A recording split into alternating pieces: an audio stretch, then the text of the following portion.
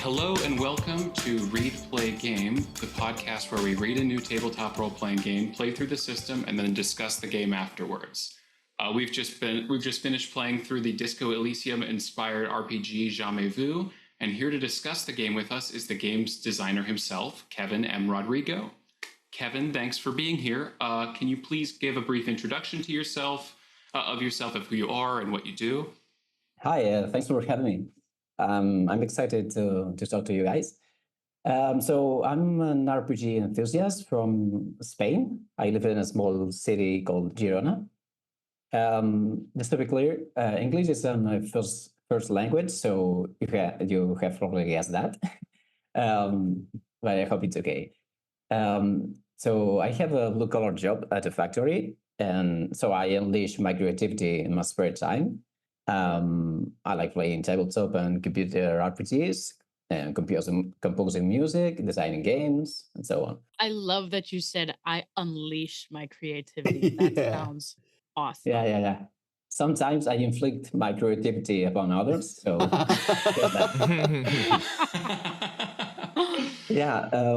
my first contact with RPGs came through video games, through Baldur's Gate. The original Baldur's Gate, or when I was a kid, back in, I don't know, 1999, I think it was. And I remember it was advanced D&D. I think the system it was based on. It was a messy system. I mean, it had Tackle, the Standing Armor class. The thief skills didn't make any sense for me. I was a bit confused by the whole thing, but yeah, I liked it. Many years later, just 5 years ago, I get to play tabletop RPGs. What was your first tabletop game? Well, in fact, I designed my first tabletop RPG before I even played any. What? Oh, yeah. Huh. That's cool. I'm an adventurer in that way. What was it called? Was it Jamais Vu or was it something else? No. It was kind of a hack of Lasers and Feelings. Cool. Which I know you know the game. Yeah. Played that. But I added combat skills and I run the Numenera setting with it. The system was a mess, honestly, but my friends and I had a blast. So yeah, it worked.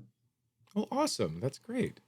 I was going to ask. So you talked about like starting with Baldur's Gate, like that kind of advanced D&D, like the real time with pause style, like CRPG type thing. How would you say starting with that and then transitioning to like playing Disco Elysium? Like what was your experience with finding that game, playing that game, and learning that new kind of style? Well, between Baldur's Gate and Disco Elysium, I played also Planescape Torment, which I think it's like I don't know, a link between the two.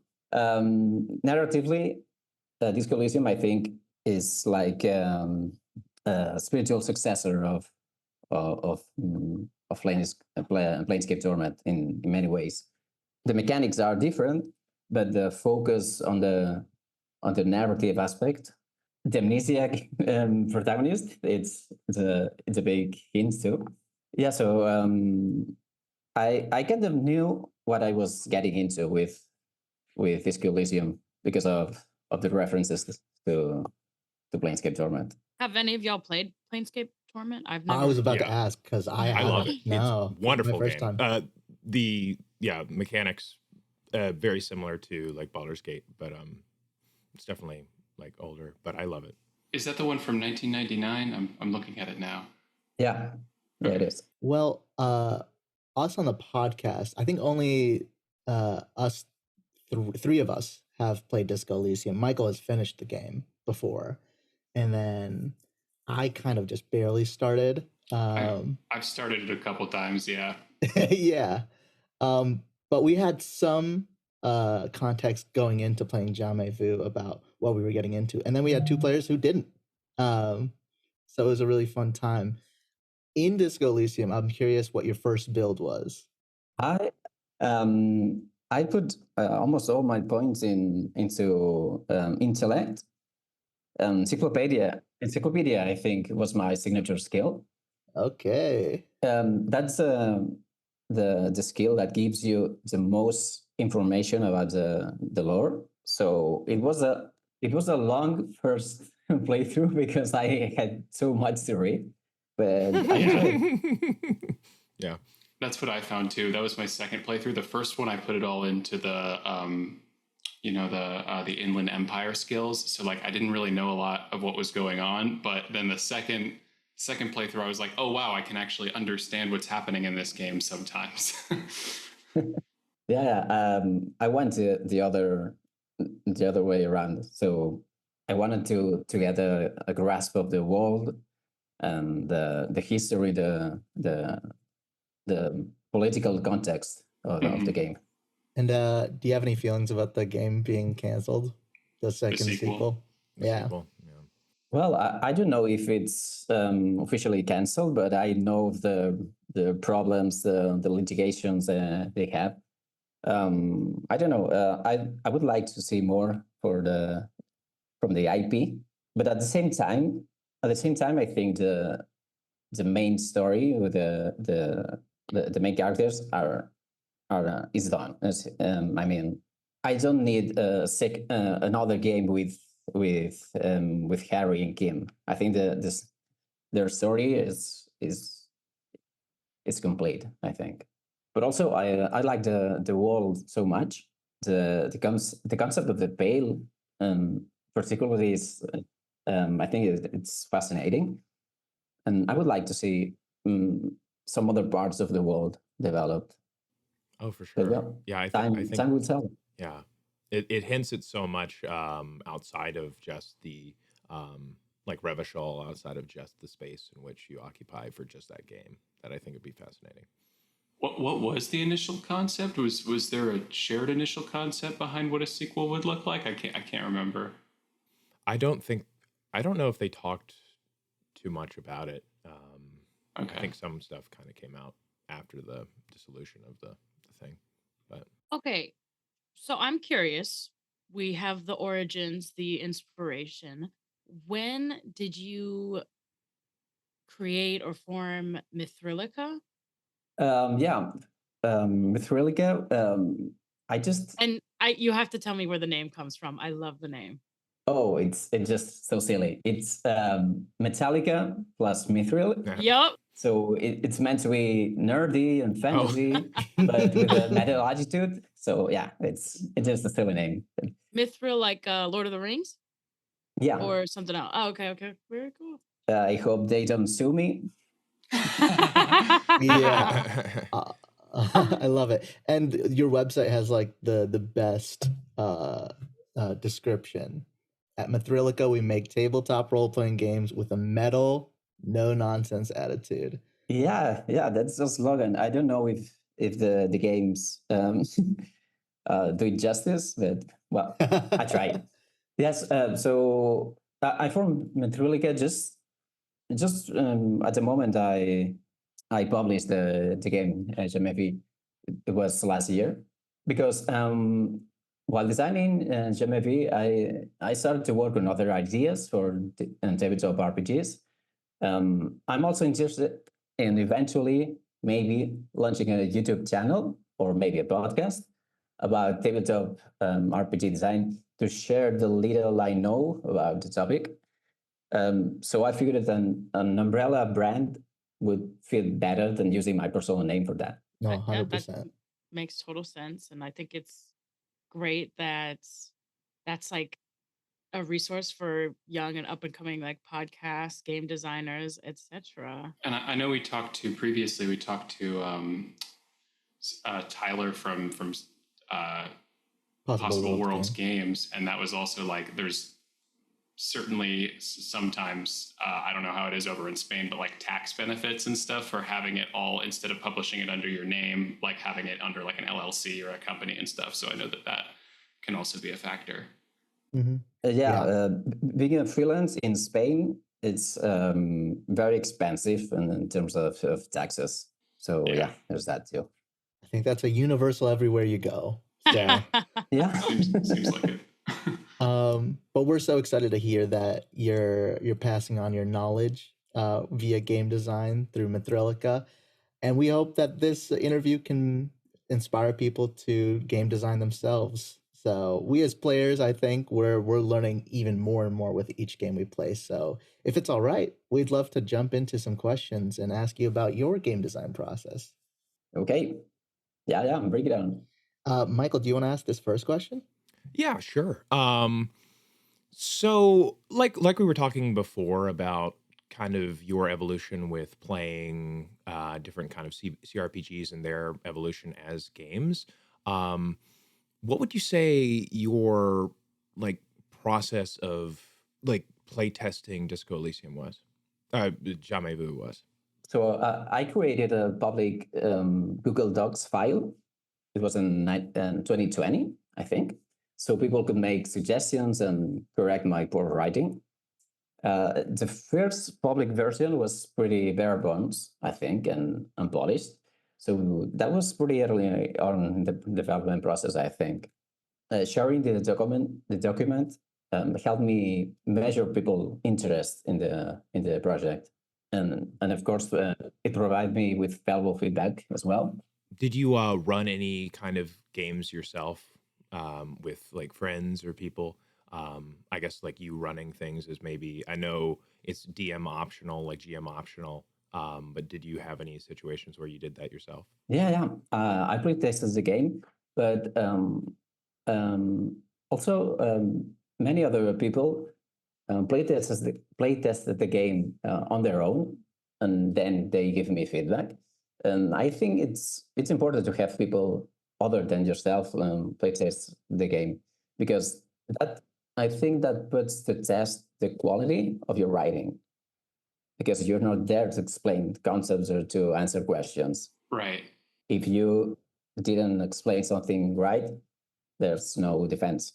I mean, it shows. Our friend LJ, like their position on the podcast is the rules lawyer. So we do go back to the rule book frequently and argue whether or not a move is within the playset of a specific game. So yeah, there were several times where, because we wanted to have our sort of play test, but we part of the podcast is we like to get as many rules as we can right, just to make it as clear what the play experience is intended to be. And I'm not going to claim that we got everything perfectly, because I don't think anybody really We can tried. when playing a We tabletop tried. role-playing game. We really tried. We definitely Don't tried. hate But us. there were frequent times where I would interrupt them, and I would be, because I wasn't playing, I was just sort of observing and like popping in with the rules. But I would interrupt them and be like, "Hey, by the way, 5 minutes ago, you guys messed this up."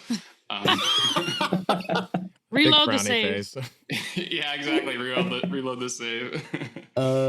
But the process of play development, I think changes when you bring in people. How early did you bring people in, and when did you make this Google document? Because I know a lot of game designers started during the pandemic, in particular. I know it was in 2020. I don't remember the particular month. But I just had an early draft at the moment, so it was very unfinished. I didn't have for instance, the gear and or drugs or most of the content of the game. It was just the main mechanics, I think, and even those weren't very polished. I'm glad you added the drug feature, because we had a character who explored those like heavily. Yeah, So that was a cool addition. for the longest time, I didn't know if I should include them or not, because I didn't want to limit the kind of characters the players should be playing. If you put drugs in there, it's easy for the players to get the idea that they have to interact with them. I didn't want to center the game around that. if that makes sense. But in the end, I decided to keep them, and frankly, they are popular. I don't know why. They had a fun little mechanical bonus. And another part of the playtesting experience, I've looked at the Discord a little bit that you have for this game, and I'm very curious about what it's like running games through that, because one big thing that we wanted to ask about, because we played it with a GM, or I can't remember if there's a specific term in this game, but we had Michael run the game for Emma, Anish, and Tori. But we really were also curious about the other ways it could be played, like without a GM solo, and without a GM with a couple people. So what were the differences you found in playtesting and developing those different game modes? And also, I would love to hear about the process of developing the oracles. I know that's a lot, but all the whatever thoughts you have on that. Okay, so I usually play as a GM when introducing new players to the game. It makes it easier for me to teach the game, and I think it's the most traditional and popular mode to play RPGs. But solo play gives you absolute freedom, but you need to have discipline to challenge your character and surprise yourself. So it requires some skills, some playing skills, I think. Oracle tables are essential to that, I think. The idea of making solo and cooperative modes and using the oracles, I think I got it from Iron Sword. I don't think I don't know if you are familiar with the game. So it has these 3 modes, and I don't know. From the start, I knew I wanted to support the solo and co-op modes. I think the cooperative mode is like I don't know, like expert mode, because everybody needs to contribute. Everybody needs to accept the other players' contributions, which it's not always easy, and they need to be aware of the bigger picture of the story. So you need to make a good team, I think. That was where I thought the interjection mechanic probably shined, was in that game mode. Is that accurate? Yeah. Well, in cooperative mode, or in guided mode, in the cooperative one, because it's on, probably it seems like it would be on the other players to introduce complications to the other players, in place of a single entity. In solo play, you can't do that. You have to interject yourself, which is a bit weird, but yeah, you can do it. Well, I know. I think it's. I can't remember. You might have listed the specific. I believe you. Yeah. You did list a couple systems. What would you say are the biggest game systems, tabletop systems that influenced you? I know you list Burning Wheel, Apocalypse World, and Fate. Were there any other? You mentioned Iron Sworn. Were there other big ones that were big influences when you were making this game? I don't know. Maybe Blades in the Dark. It's the one that has influenced me a lot, but I don't know if of any other in particular. I mean, I definitely saw the DNA of a lot of those in the game, which I thought was really cool, because I'm a fan of all of those games. All of them? Yeah, pretty much. The Burning Wheel system, Apocalypse World, Fate, they're all pretty good systems in my experience. Yeah, from Fate, I like the aspect system. I think it's called. It's basically what I call the tags in Jamais Vu. It's basically the same concept. Mm-hmm. And I think it's something that Disco Elysium also does in the skill checks. because when you attempt the skill check, there's a lot of situational bonuses or penalties that can affect that. And I wanted to emulate that with the tax system. Also, I think it gives you a lot of flexibility to have the fiction interact with the mechanics of the game. The coolest thing about the tags that I also remember from Fate, that is my favorite part of the aspects in Fate, is how encouraged the player is to invoke them against themselves, because you can use them positively, but I think it's so much more interesting when you're using it in a way to complicate things and make things more difficult for yourself and other people. Yeah. For me, who's not familiar with many different systems, what really shined and what I really appreciated and loved was the language that you use, especially describing the skills.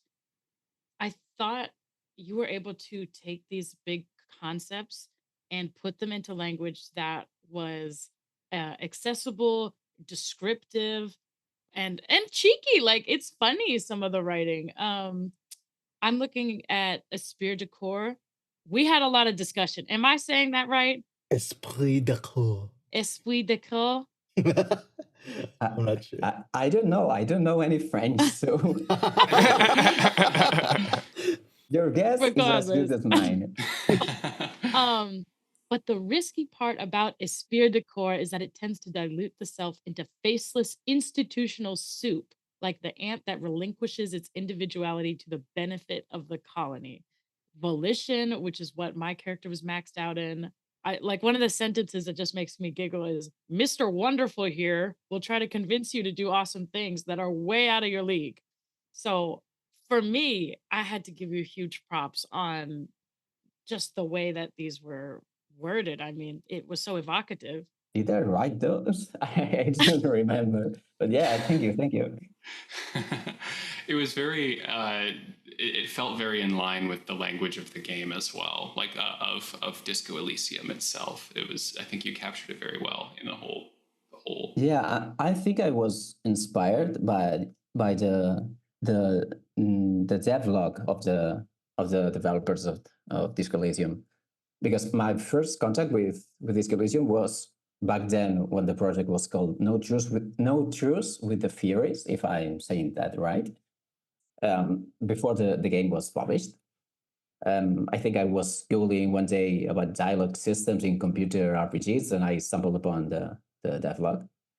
And I got interested in their design philosophy, the skills, the stalking aspects of your psyche. That was a crazy concept.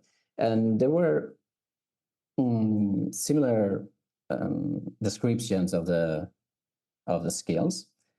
So yeah, I tried to use a similar language and similar humor. It worked. For me. How about it? Thank you. And as long as we're talking about text, I was really surprised to hear that. I know you mentioned it before, but your Discord group, you all play the game via text messages, like literally typing actions out.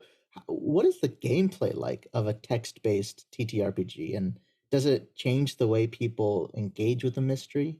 Yeah, I think so. There's two ways of playing through text. The most popular one, I think, is play by post. It's on in forums, but it creates big pauses during interactions because you write something, you need to wait for the response of the other people. It has a pretty slow pace, but we did it in real time. We met at a specific time, and we were able to respond at the moment. I would say it's more relaxed than live play. It gives you time to consider and also to emulate the writing style of Disco Elysium, which some players really enjoyed. You get less stuff done in a session compared to live play. That's true. But it gives you more time, more pause. In a game where you have to decide on what what things constitute a clue for the mystery. I think it's a good thing to have this moment of pause to really think. I know we were talking a little bit earlier about your like playtesting methods, and then talking about like translating um, Jamais Vu from kind of Disco Elysium in the more like the way it's more of a video game. I had a specific question about.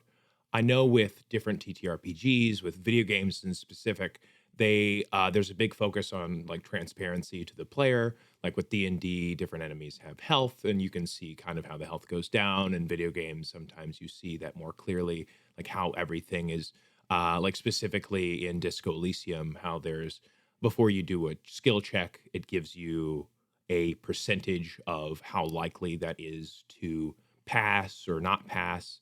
Um, I guess in developing this and playtesting, how did you deal with that aspect of transparency in terms of what you want the players to kind of figure out on their own versus stuff that you more had a clear idea of how it would go in the game? Um, yeah, I don't know. I think the fact that the mystery in this game is not pre-established, it gives you a lot of freedom to decide what to decide how I don't know how to explain it. Sorry. I think it yeah. Because I think about halfway through your question, Michael, I was like, I don't actually understand what you're saying. It got I guess the it core was thing I was such saying is a like it was such a the long question that by the time you finished like it, I was like, boiling I it down, like transparency of what you wanted the players to kind of like from the rule book, like the kind of stuff that the players decide versus the stuff that the game rules itself more decided how they would deal with it, like that balance between the rules and the player agency. Yeah, I think the game leans into player agency because of what I was saying. The players can decide what elements in the fiction are part of the mystery they are investigating.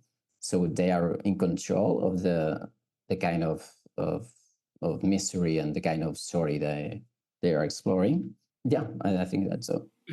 That was something that I consistently sort of popped in during the gameplay with as the rules lawyer, where I had to remind them because I feel like the players were so used to the mindset in a tabletop role playing game of the GM has all the answers and I'm trying to discover them. And I kept having to pop in and being like, hey, you can say at any time something that you're finding, you think it's a clue. Like you can be like, I think this might be a clue. And the GM can say no, but like it's on you to sort of be looking for the clues, if that makes sense. Yeah, it's a different paradigm of play, I think. I myself had to remind me sometimes that that this is the way it should work, and I have to remind the players also. Hey, if you think this is important for for your investigation, just make it a clue. Yeah. If you think it's important, it is important. I think it's a really cool way to make the whole thing very collaborative and to take a little pressure off of the GM because that it's hard to create an entire mystery yourself sometimes.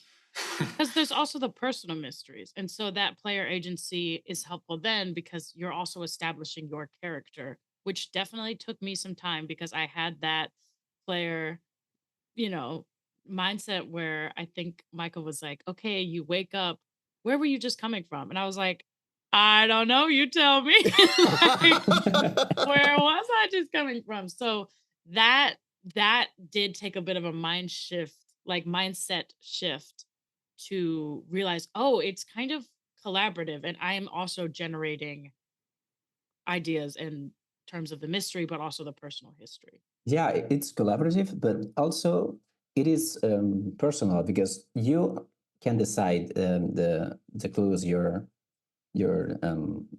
discovering, but other players can have different clues. So there's no one and only one truth. Yeah. The That, truth, that's isn't there a quote about it? Yeah. well, that's what I love. I don't know if you've ever heard of this game, Kevin. Have you ever heard of the game Paradise Killer? I don't think so. No.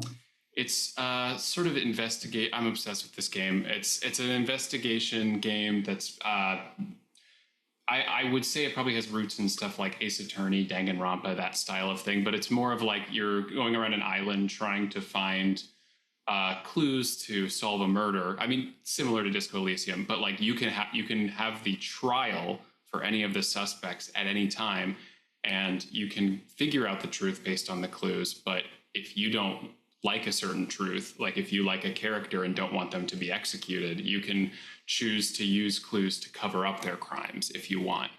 And a big thing that they say in that game is the facts and the truth are not the same, which is a phrase that I think is really cool. And I think also was pretty present in this game. We had a moment at the end where we were kind of, all the mysteries were coming together, and one of our players, figured out what the mystery in their mind was, and they rolled, and they didn't get it. And what I love is that doesn't mean that the theory wasn't like based in at least some fact, but there's like at least a tiny bit of information that's wrong. Like there's something that they got wrong. And I think that makes for just as interesting a narrative as if they'd gotten it right. Yeah, I think I might look into this game. It sounds fine. I would Very definitely good game. recommend it. It's a pretty fun game. But we have a couple final game design questions before we move on. We talked about playtesting, but we wanted to know, since it was inspired by a video game, were there any difficulties translating the conventions of a video games, inputs, preset routes, versus a TTRPG, which is like the Wild West of possibilities? And if so, how did you approach solving these difficulties? Yeah, translating the experience and mechanics of the video game into tabletop form was a big challenge, honestly, because video game and tabletop are two very different beasts. Adapting some mechanics, I think, put me into uncharted territory because I had no examples in other games for some of the mechanics, like the skills that interrupt you inside of your head. Like there's only one game I know that does this, and it's a very different game. You've heard of Everybody is John? No. Everybody is John. John? I think I have heard of that, actually. I haven't played it, but I think I've heard of it vaguely. All the players play as different personalities inside the head of a madman, and and they compete with each other, I think. So, but this is a very different kind of game from what I was trying to do. So yeah, when nobody has done a particular thing, you get suspicious. Maybe it's a really bad idea, and that's what happened to me. Cool. Yeah, no, I definitely think the interjections, like that system, because I was wondering, a lot of the stuff, like in terms of the die roll, that kind of stuff, like could be translated, but that I think was a great way to bring that concept of you're just walking through Revachol and have these little thoughts pop up in your head. And I love how it made different people interact with each other, like the players. I think was a lot of fun. Yeah, I think that is one of the great bits of the game. And I don't know, it was challenging also to build the framework of the investigation, because I didn't have I didn't know of any games that did a similar thing. Probably they are, because there's so many games, but I only know a handful of them. So maybe I just reinvented the wheel without knowing it. But yeah, that was the fun for me. Well, I think moving on to a different aspect in terms of the game, we wanted to talk a little bit about parts of the handbook, which include the rules along with the aesthetic and illustrations that were presented. Now, I know there's an ongoing debate in TTRPG spaces about the use of one thing in particular, which is generative AI. It's a big, hot topic. And while we on the podcast, I think we generally discourage the use of generative AI in creative spaces. We prefer creative collaboration with artists in the community. We know that the rulebook features some art that was created with some AI processing, but we wanted to lead the discussion with curiosity rather than judgment, especially considering the resources available to indie creators. And we wanted to hear both sides of the discussion. So, our first question about that, can you talk through your process and decision to use AI processing in the art of your rulebook? Yeah, sure. First of all, I think it's healthy to have the opportunity to discuss this topic because I think on the internet it's too easy to form camps and isolate yourself from different opinions. And I think we need to debate more on topics like this. So to clarify, I didn't use image generation, but I used AI processing of actual royalty-free photos from unsplash.com, I think it was. I used Deep Dream to apply various artistic styles like brush strokes and textures. And then I blended the different layers in Photoshop.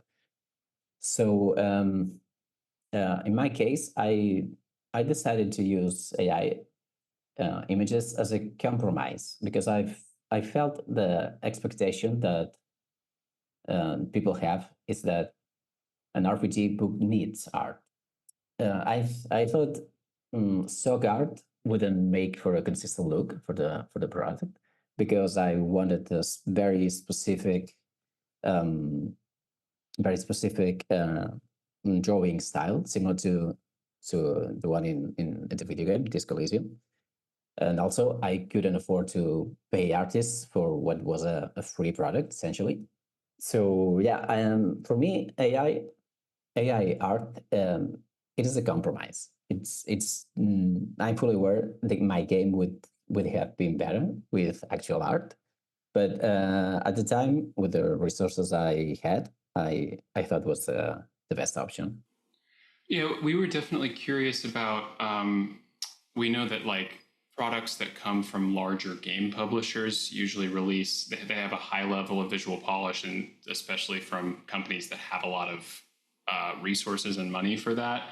So we were curious about that pressure that you felt to create to have art in the thing, and like were there specific like what about the industry do you think is affects the game development process, like, or the game development process? Like, what do you think the pressure to have art in your book, like, does that change your mindset going into it? Do you feel that if you published it without any art, people wouldn't be interested in it? What's the process there?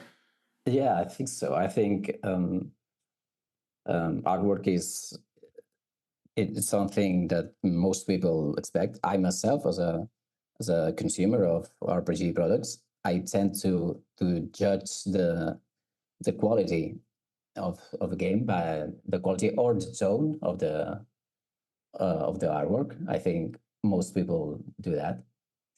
Yeah, it's true. Big companies spend much money in the visual presentation of the games, which puts integrators between a rock and a hard place. Is that how the saying goes?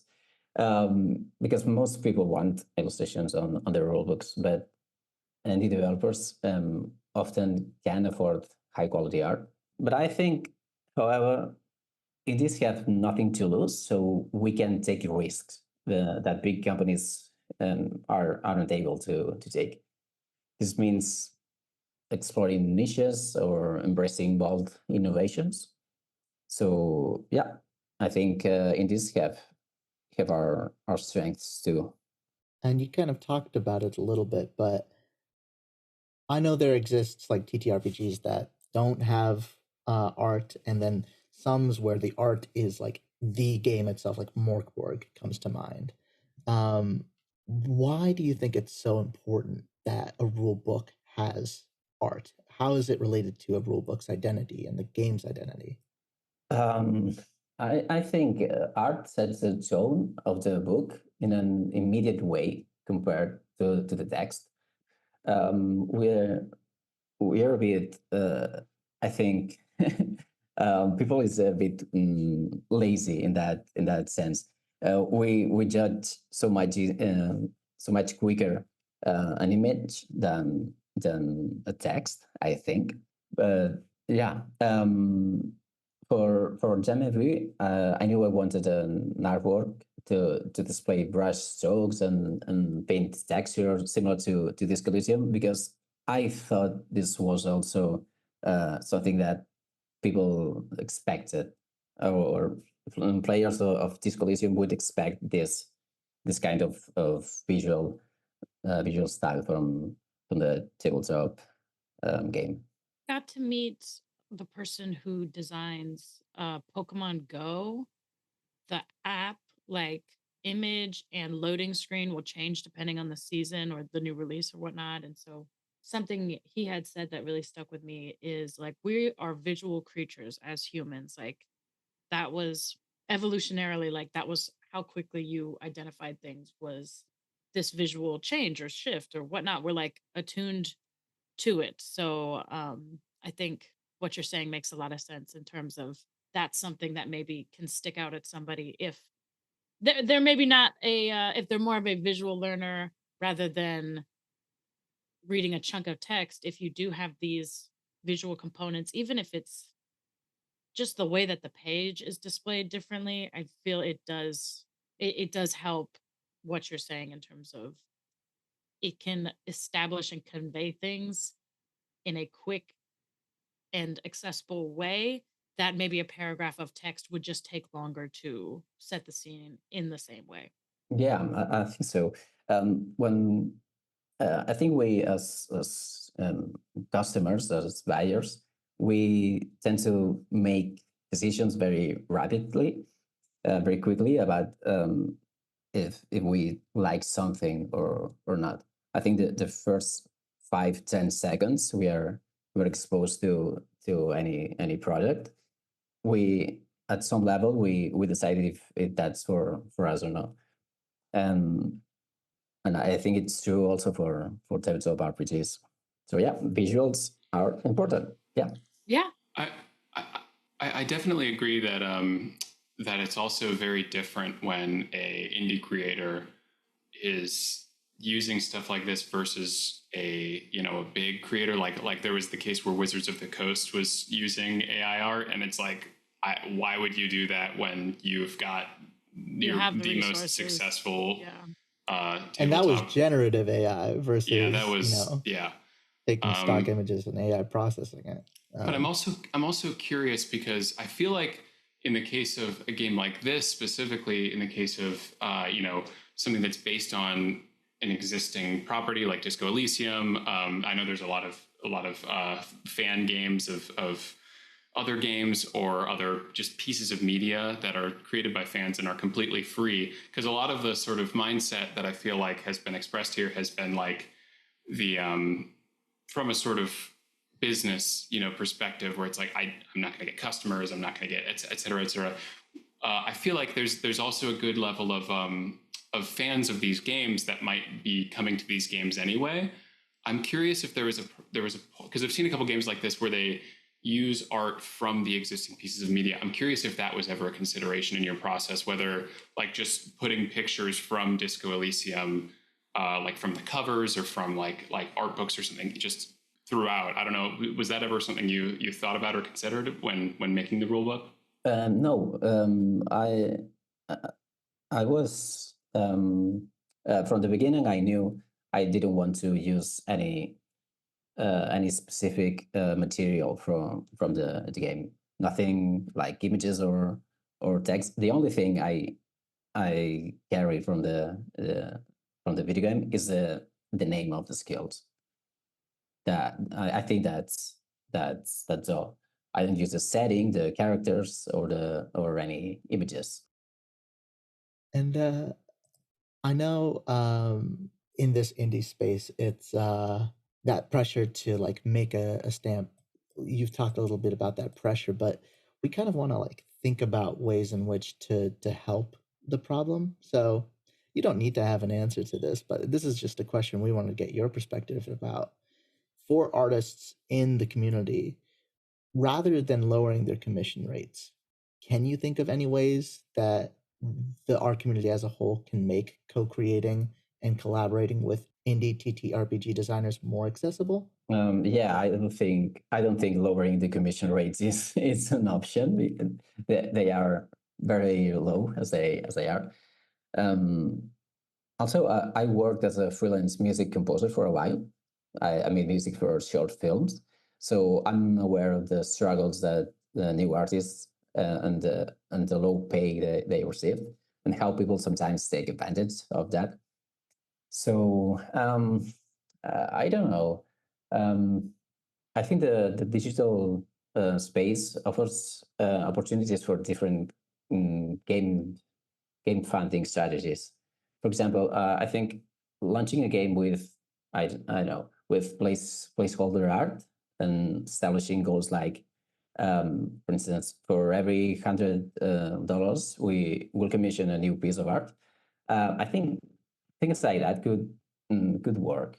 This way, you could fund the artwork as you go, and only invest accordingly to the audience interest in the product. I don't know. I'd like to see more experimentation in this field. Yeah, that's a great idea. I Yeah, would have never thought of that. Yeah, very interesting way to. Like stretch goals. Well, speaking of goals and looking to the future, do you have any current projects that you're developing now? Yeah.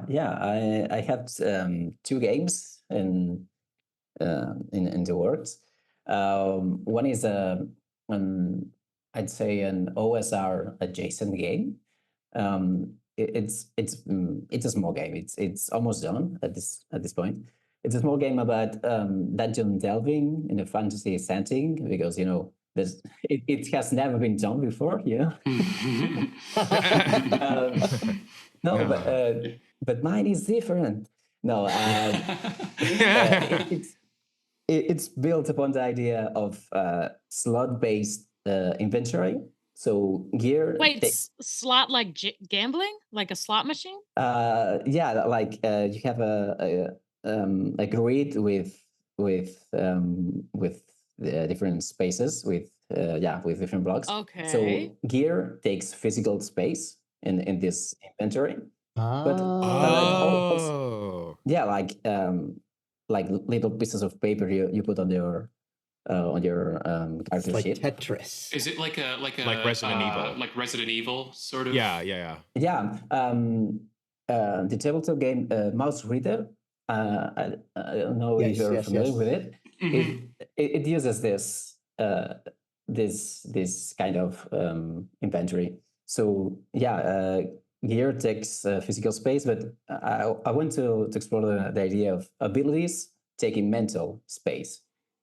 Oh, And that's so, cool. yeah, and so when you suffer a condition, that condition also takes physical or mental space too. So it ends up blocking the use of gear or abilities. So you are weaker the more you get damaged. Yeah, that's one little thing I'm doing right now. But my big project, I would say, is a vampire game I've been working on for years, really.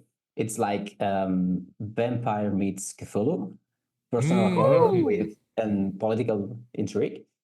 And yeah, and I was inspired by, again, Blades in the Dark, I'd say.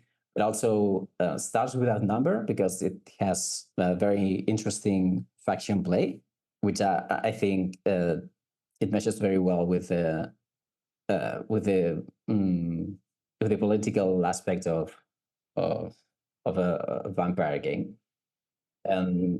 Yeah, and Genesis was also bit of an inspiration for this game. I Okay. haven't heard of Genesis. Slot based on the horizon, vampire on the horizon. Yeah. Please do email us when these are available. We'd love to Please, plug. please. Okay. know, Yeah. the I'll do it. website, yeah. And then do you have any plans to expand Jamais Vu with supplements? Do you feel like on to the next, or is that a possibility? Not supplements, but I'm thinking about a kind of definitive edition of Jamais Vu. There's a couple of things I would like to improve on.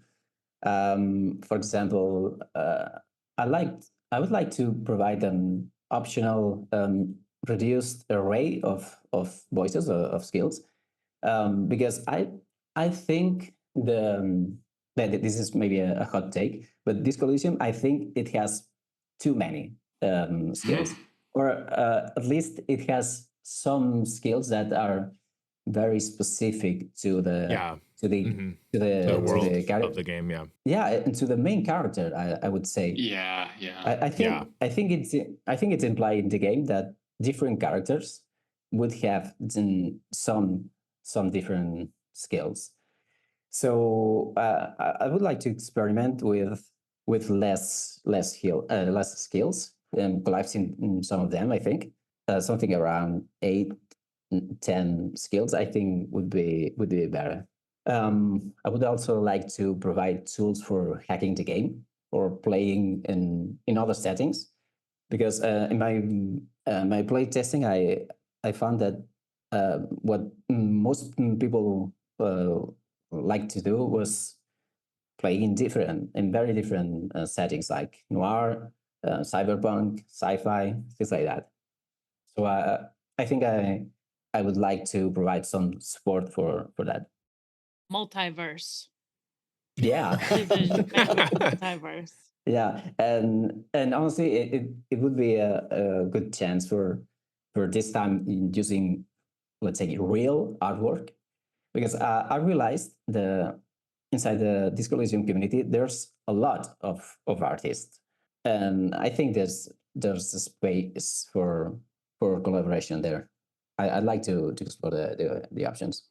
I know there's a lot of in certain art spaces also the idea of like art exchanges too, where like creating some form of art in exchange for another form of art instead of like actual payment or something. So I know there's like a broad level of options, hopefully, with that too. So who knows? Okay, you mentioned a hot take.